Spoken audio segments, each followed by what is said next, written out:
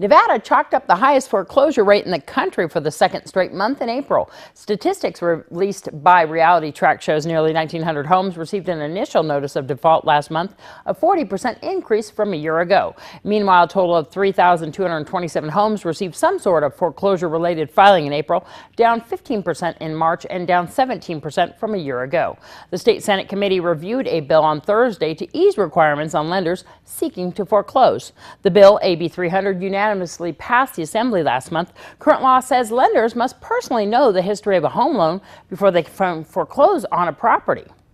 The number of new homes sold last month in the Las Vegas area has almost doubled compared with a year earlier. Home buyers research says 651 new homes were sold in April at a median price of $238,000. Prices have jumped 19% year over year. The firm says the price per acre for raw land in prime locations is now up to the $350,000 to $400,000 range. More builders are pulling permits for new homes. There were 661 permits issued in April, nearly 2,500 this year so far, more than double what it was at the same time last year. But the permit number so far is below the level it was in 1990 and 2000. After clearing the state legislature on its second try, Briannas law is now Nevada's law. SB 243 mandates a DNA cheek swab whenever a person is booked for a felony arrest.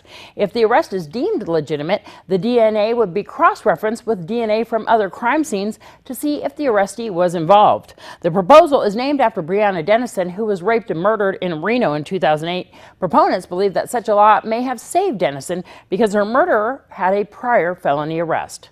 The Nevada Assembly has taken final legislative action on a bill giving domestic violence victims a tool to help them leave abusive relationships.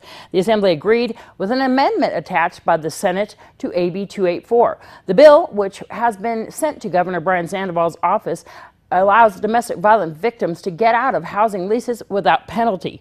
Victims must present the landlord with a police report, restraining order, or affidavit from a third party affirming the tenant's account of abuse. Affidavits must identify the alleged abuser. The bill also authorizes landlords to go after abusers for lost rent or damage to the dwelling. Lawmakers will soon decide the fate of a hotly debated bill mandating universal background checks on gun transactions in Nevada.